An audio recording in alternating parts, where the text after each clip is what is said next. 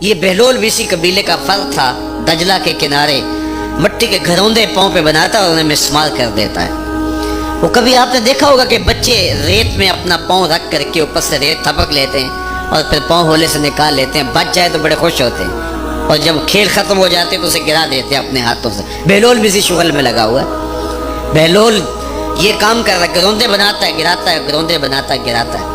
بادشاہ گزرا، پوچھا بہلول کیا کر رہے ہو؟ ہنس کے کہا جنت کے مکان بنا رہا ہوں۔ کہا بیچتے ہو؟ ہاں بیچتا ہوں۔ کتنے کا؟ 10 روپے کا، سیل لگائی ہوئی ہے۔ بادشاہ مسکرا کے گزر گیا، دیوانہ ہے، مجنوں ہے، اپنی موج میں لگا ہے۔ پیچھے سے ملکہ زبیدہ بھی آ رہی تھی، اس نے بھی دیکھا، کہا بہلول کیا کر رہے ہو؟ کہا جنت کے مکان بنا رہا ہوں۔ کہا بیچتے ہو؟ ہاں 10 روپے کا بیچتا ہوں۔ 10 روپے بادشاہوں کے لیے کیا ہوتے ہیں؟ 10 درم نکالے، اس کو دیا، اس نے دریائے دجلہ میں پھینک دیا۔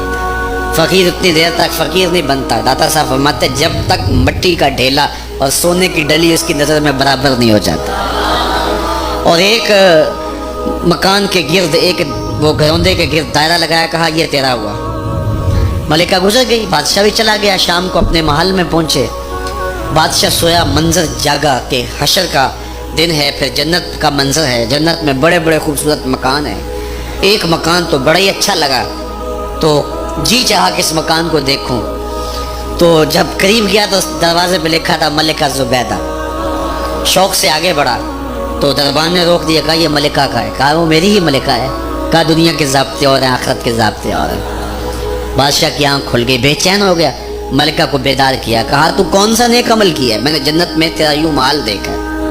ملکہ کہنے لگی وہی معمول کی نمازیں، وہی سب کچھ، کوئی نیا کام تو میں نے کیا نہیں۔ ہاں یاد آیا، کل گزر رہی تھی، دجلہ کا کنارہ تھا، وہ جسے لوگ مجذوب کہتے ہیں، وہ جو دیوانہ کہلاتا ہے، وہ بہلول، وہ جنت کے محل کہتا تھا، وہ بنا رہا۔ میں نے کہا چلو کوئی بات نہیں، فقیر ہے، 10 روپے کیا ہوتے ہیں۔ 10 روپے کا ایک محل خریدا تھا۔ بادشاہ سر پکڑ کے بیٹھ گیا، وہ تو مجھے بھی کہتا تھا۔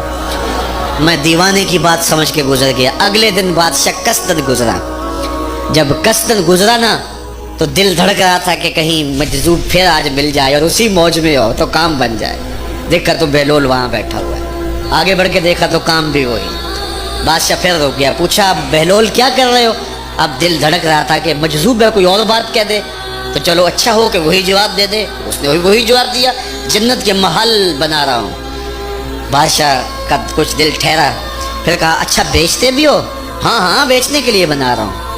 بادشاہ ادھر جیب میں ہاتھ ڈال رہا ہے اور ادھر پوچھ رہا ہے کتنے کا؟ کہا آدھی حکومت لگے گی۔ کہا کل تو 10 روپے کے بتا رہے تھے۔ کہا کل تم نے دیکھا نہیں تھا، آج سودا دیکھ کے لے رہے ہو۔